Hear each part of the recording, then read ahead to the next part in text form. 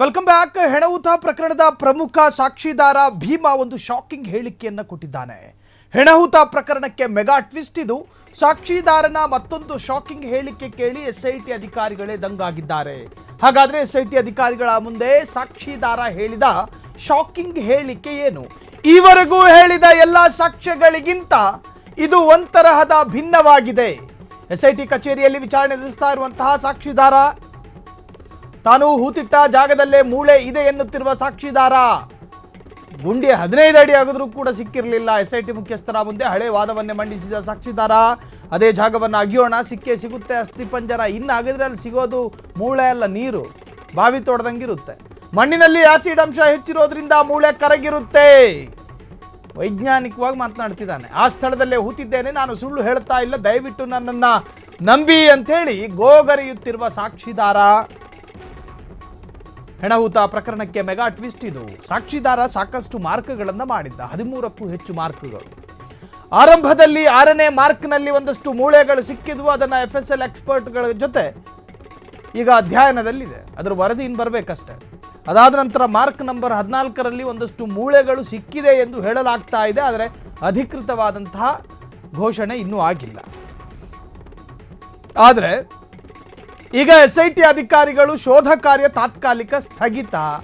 ಹಾಗಾಗಿ SIT ಅಧಿಕಾರಿಗಳೇನು ಫ್ರೀಯಾಗಿ ಕೂತ್ಕೊಂಡಿಲ್ಲ, ಅವರಿಗೆ ಇನ್ನೂ ಒಂದಷ್ಟು ದಿವಸಗಳ ಅವಕಾಶ ಇದೆ. ಹಾಗಾಗಿ ಸುಜಾತಾ ಭಟ್ ಪ್ರಕರಣ ಕೆದಕ್ತಿದ್ದಾರೆ, ಅನನ್ಯ ಭಟ್ ಮಿಸ್ಸಿಂಗ್ ಕಂಪ್ಲೇಂಟನ್ನು ಕೆದಕ್ತಿದ್ದಾರೆ. ಧರ್ಮಸ್ಥಳ ವ್ಯಾಪ್ತಿಯಲ್ಲಿ ಈ ಹಿಂದೆ ನಡೆದಿರತಕ್ಕಂತಹ UDR ಆಗದೆ ಅಸಹಜ ಸಾವುಗಳ ವರದಿಯನ್ನು ಕಲೆ ಹಾಕುತ್ತಿದ್ದಾರೆ. ಜಯಂತ್ ಟಿ ಎನ್ನುವಂತಹ ಹೊಸ ಸಾಕ್ಷಿದಾರನನ್ನು ಈ ಹಿಂದೆ ಕರೆದು ವಿಚಾರಣೆಗೆ ಒಳಪಡಿಸಿದ್ರು. ಈಗ ಈ ಹಳೆ ಸಾಕ್ಷಿದಾರ ಯಾರಿದಾನ ಮುಸ್ಕುದಾರಿ, ಆತನನ್ನು ಕೂಡ ಕರೆಸಿ ಒಂದಷ್ಟು ಎನ್ಕ್ವೈರಿಯನ್ನು ಮಾಡಲಾಗ್ತಾ ಇದೆ. ನೀನು ಹೇಳಿದ ಜಾಗಕ್ಕೆಲ್ಲ ನಮ್ಮ JCB ಬಂದು ಅಗೀತು, ಎಲ್ಲೂ ಏನೂ ಸಿಗಲಿಲ್ವಲ್ಲ, ಅದ್ರ ಕಥೆ ಏನು? ನೀನು ಹೇಳ್ತಿರೋದ್ರಲ್ಲಿ ನಿಜಾಂಶಗಳಿದಾವ? ಆ ವ್ಯಕ್ತಿ ತನ್ನ ಹಳೆಯ ಅದೇ ನಿಲುವಿನಲ್ಲಿ ಬದ್ಧನಾಗಿದ್ದಾನೆ. ನಾನು ಹೇಳಿದಂತೆ ನಾನು ತೋರಿಸಿದ ಜಾಗಗಳಲ್ಲೇ ಮೂಳೆ ಇರೋಂತಹದ್ದು ಅಸ್ಥಿಪಂಜರ. ಇನ್ನೊಂದ್ಸತಿ ಬೇಕಾದ್ರೆ ಅಗದು ನೋಡೋಣ. ಭೂಗರ್ಭದಲ್ಲಿ ಒಂದು ಸ್ವಲ್ಪ ಆ್ಯಸಿಡ್ ಅಂಶಗಳು ಹೆಚ್ಚಿರ್ತವೆ, ಹಾಗಾಗಿ ಮೂಳೆಗಳನ್ನು ಕರಗಿಸಬಹುದಾದ ಅಂಶಗಳು ಭೂಮಿಲಿದೆ ಅಂತೆ.